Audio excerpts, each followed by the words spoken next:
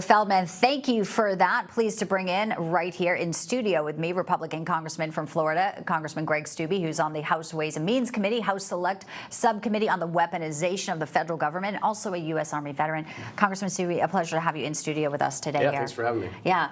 So we're looking at these poll numbers. Obviously, a lot of folks after this debate said she still didn't convince me. And then Donald Trump had to go against not just her, but we know the moderators. 3-1. Yeah.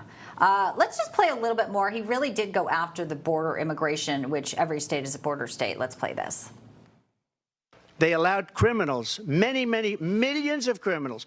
They allowed terrorists. They allowed common street criminals. They allowed people to come in, drug dealers, to come into our country. And they're now in the United States and told by their countries like Venezuela, don't ever come back or we're going to kill you. Do you know that crime in Venezuela and crime in countries all over the world is way down? You know why? Because they've taken their criminals off the street and they've given them to her to put into our country. He'll be in Arizona, obviously, talking about that today and other issues. But Florida, you know, we see people coming up on our shores all the time there, Congressman. It's amazing that the American, public and these moderators didn't hammer her on this. Well, they clearly were jaded towards Kamala and were jaded against Trump. It was clear by their quote-unquote fact-checking, which was a complete and utter lie. Immigration is every state. I had a constituent in my district that was raped by an illegal immigrant. So even in Southwest Florida, you're seeing the impacts of illegals in our country, and you're seeing it in places like Ohio and small towns and all over the country.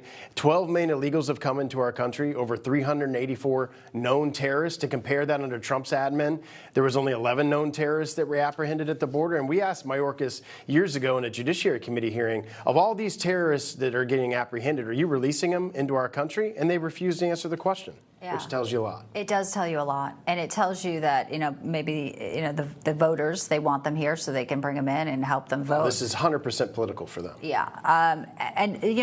Venezuelan gang that Donald Trump was talking about in Aurora, Colorado, you mentioned Springfield. I know that they went all crazy and they wanted to fact check them on the Cavs. But you know what? That town is suffering with tens of thousands of people who just show up, Haitian immigrants, and, they're overloaded. The system is not able to sustain these. And what about the fact that they're taking jobs? I mean, she'll be talking about the economy today, Congressman Steube, and all these people that are losing jobs to illegal immigrants.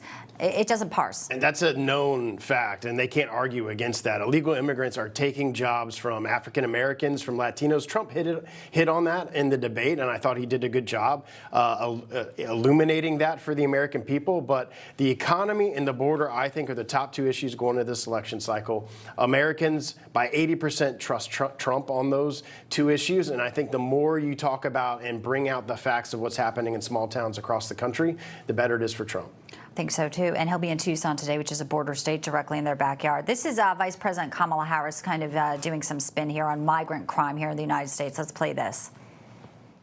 I'll tell you, having done the work I've done, it is our undocumented immigrants that are the least likely to commit a crime. So let's get our notions together about what we're talking about.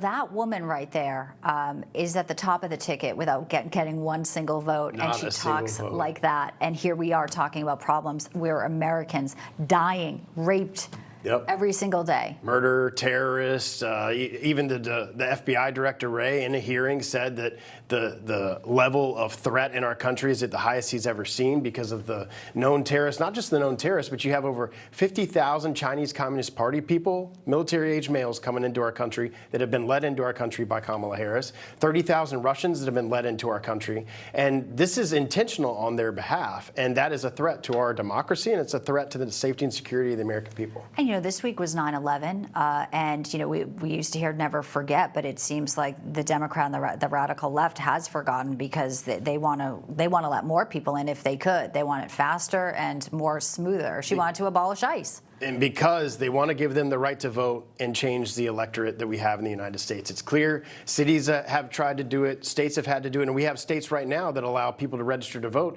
just with a driver's license. And in that same state, you don't have to be a citizen to get a driver's license. And those are the type of things that we've been talking about that is vital to ensure that people, only citizens of our country, can vote in our elections.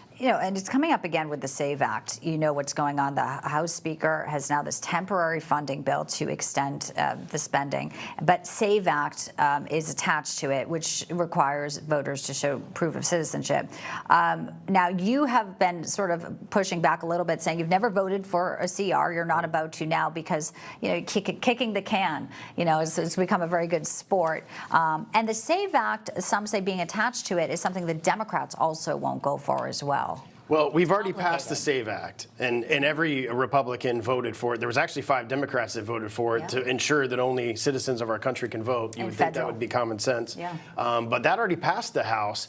The CR, I've never voted for a continuing resolution because why do we want to continue the same funding levels that Nancy Pelosi and Chuck Schumer put in place during the COVID time where everything was bloated? Just in the time that I've been in Congress, we've put on $12 trillion to the debt. We're now at $36 trillion in debt. We're running a $2.5 trillion deficit every single year. And when I got elected, I told the people in my district that Washington has a spending problem and we need to rein it in.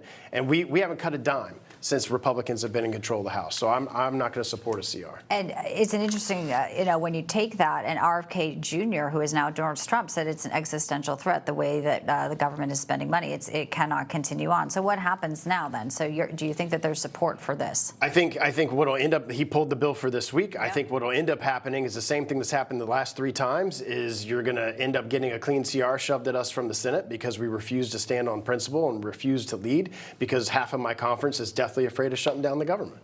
So we'll get jammed by the Senate again. Well, we'll see and watch it all play out. I thank you for joining me in studio today, Congressman Greg Steube of Florida. Good to have you. Thank you. All right, folks, we're going to take a very quick break. Still ahead, Christians are under attack. There's a brand new film